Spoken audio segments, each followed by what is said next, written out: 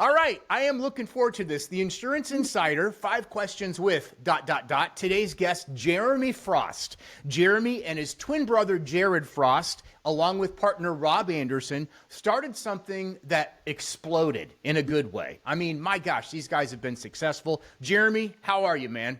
I'm doing great. How are you? I'm doing good. So let's start right at the beginning.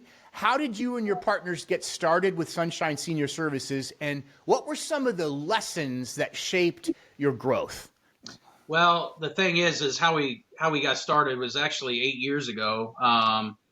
Well, if you really want to go back, we got started a long time before that, but we started our agency 8 years ago. We were actually captive reps for a Medicare Advantage plan out of the St. Louis area, and the one thing that happened along the way is when you're dealing with writing 500, 600, 700 people per year, is you find out that one size doesn't always fit all, and also you figure out that there's a lot more that you can do for your customers or the people that you're meeting with, and that's what kind of made us make the transition out from working for somebody as a captive rep to starting our own agency back in 2017. So it's been a fun ride, but it's some of the early lessons we learned is, and agents are going to experience this, and everyone goes through it, but your first 3, 4, 5 months in the business, sometimes you have those feelings of, did I do the right thing?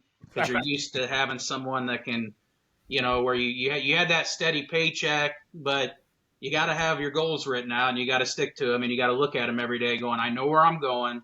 Just keep up and I call it, you got to grow up. You got to put your big boy pants on, because, you look around at, the people that fail and the people that succeed, and what's the difference? The difference is, for me, it was, I'm not inferior to these people. Like, what are they doing to succeed? And all I did is like anything. I mean, you got to educate yourself and basically duplicate what they're doing, and also keep your ears open to, there's always new ideas that you can try, and they don't all succeed. I mean, we've failed probably more times than we succeed at things, but when you do succeed with something, that's how your business grows at a pretty substantial level. So, and there's no denying your success. The three of you guys did build something. I mean, you're all three great salespeople.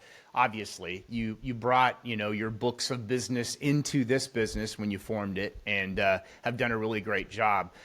What changes have you seen in the Medicare and ACA space over the past 5 to 10 years, and how has your team adapted? Well, here's the thing. I will address one thing you did say, bring our book of business over. We were not allowed to bring our book of business over because they were owned by our previous company. But you got to remember the relationships that we built and the people that we did sell. It did lead us to getting referrals, and also it led us with our relationships with doctors, and then of course you got to get out there and build even new relationships. It helped us take it to the next level. But the changes in Medicare, what's crazy is if you go way back, I started in this business in 2010. One of the things I just complained about on the AHIP is they still have that $15 limit when you have an educational or a sales seminar. And, it was a $15 limit in 2010. I mean, don't they ever want to account for inflation? Obviously not. It's hard to find a restaurant that'll give you a meal and a drink for $15 anymore. So, but a lot of things have changed. The biggest thing is when I first started, they actually did have a 48-hour rule on a scope of appointment form. Okay, but if someone wanted and you were face to face, you could be, if they wanted to go over a new plan, you could immediately get a new scope and you could go over a new plan. Well, then they took that away, and then so the biggest change I think that's happened on the Medicare side, and then we'll get to ACA here in a minute, is the 48-hour rule. It's crazy when you have your own clients that want to go over benefits, because you make an outbound call to say hello, or they call you with a complaint, and well, maybe I need to look at my plan, and then you have to get a scope and TPMO, and then you got to wait 48 hours to talk to them. So but as far as doing business, things have gone more digital. When I first started in 2010, I mean, a lot of our marketing was done by mail.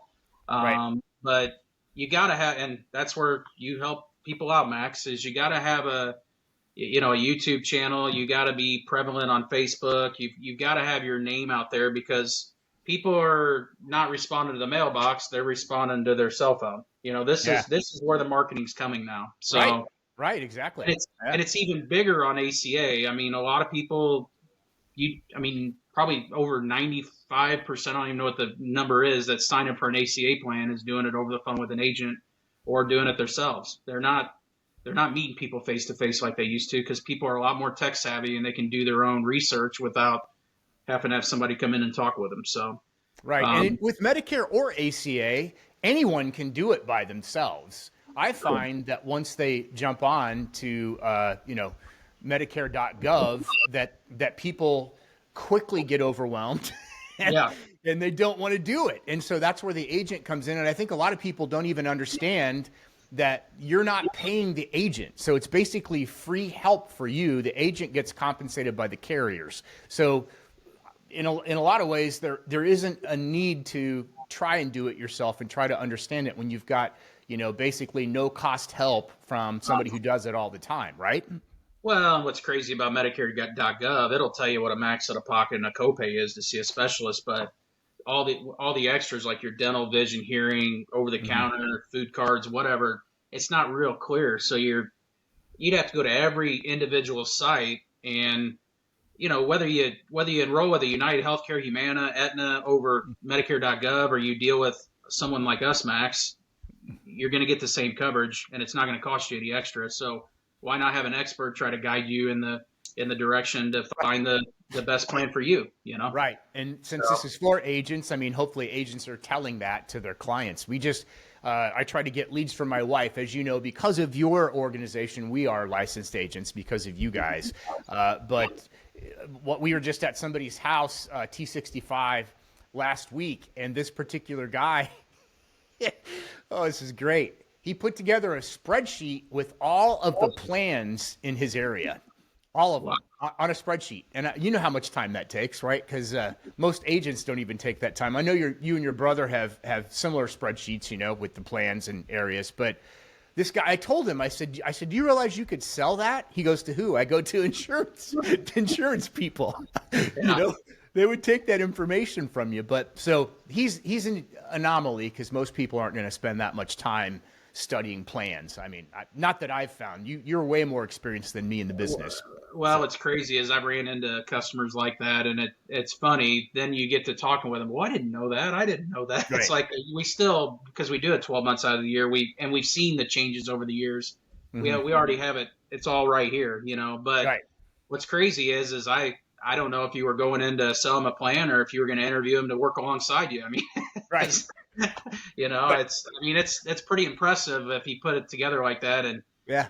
but what's crazy is even the spreadsheets we make up to kind of help newer agents, with understanding what benefits are available, it still has to be approved by the carriers. So it's like you can use it for your self-reference, but you're not supposed to use it, Right. to present in front of a person because of the rules, So Right. Exactly. Yeah. And those are the little nuances that new agents don't even know. Right. right, So that's correct. Yeah. yeah. So what's working right now in terms of lead generation and client education, closing sales, kind of all in one ball there? Are there any specific tools or tactics that you're finding out, or is it still a moving target? What's going on? Well, it's always going to be a moving target. I mean, there's always great ideas. I mean, obviously, when we get to the annual enrollment period, I mean, now that we've been at it for 8 years, our main goal every year is to make sure that our clients are taken care of as far as with the changes. If there's not a lot of changes, a lot of people will stay exactly where they're at. But if there's any kind of big changes or there's a change in people's medications, I mean, we definitely have to review their plan and make the best selection for them. But the great thing for the client, like we said in the last question, is that whether they have them on an Aetna or Humana or United Healthcare, is when I switch them from one plan to the other, my commission stays the same. So it's my job is to get them the most benefits for the least amount of money. Yeah. But as far as lead generation, and digital leads are great. I mean, obviously a newer agent, to try to get people in front of them, it's nice to have digital leads, but your most important lead is actually your current clients. I mean, if you're taking care of your current clients, they're going to refer you business. My phone rings every day with a new client. And That's obviously nice. I pass it down to my agents now, but it's it's just those relationships. And also, with technology, there's a lot of things that you can do now to stay in front of your client that you're really not even physically doing. I mean, it's with automation in the system, kind of the CRM that we use, Max, to where, you can send out birthday notices, AEP letters. We do a mailer, letting them know that, there's changes coming up. So there's a lot of things that you can have, even some of your assistants or even yourself can get out to let people know what's going on. But as far as, and then you can do a monthly, a monthly or quarterly newsletter, depending on, to educate them on some of the changes that may be coming, or just like this last year, the changes in the Part D drug. There's no more donut hole, which that's been a nightmare over the past 15 years, helping people that have high risk meds with a lower income, that are barely above that low income subsidy range, to try to help them navigate. I'm glad that it's gone, but it has raised it for the people that, don't have a lot of drugs, because there's, instead, some plans now have deductibles that didn't have deductibles before. Sure. But as far as closing sales, I mean, I don't think that's ever going to change. I believe that people are people. The only difference is it seems like in today's world, a lot of people work the 10 or 15 mile radius around their house, which, that's because you build relationships with your, your senior centers, your YMCAs, doctors' offices, blah, blah, blah. But with the digital age, I mean, there's people enrolling people from across the country now. So that's going to be a little bit different with, dealing like how we're talking right now, Max. I mean, we're about an hour from each other right now. But that's the only changes is the people that want to deal more online. It's still, you can still do a face-to-face like this, but still lead generation's always going to be the same, Yeah, so. Excellent. So I know you don't have a crystal ball, but based on your experience in the industry, what do you see coming in the next couple of years with regard to like Medicare, ACA, just the business? Well, the ACA has been the wild, wild west. As far as the regulations are definitely not very tight compared to obviously the Medicare side.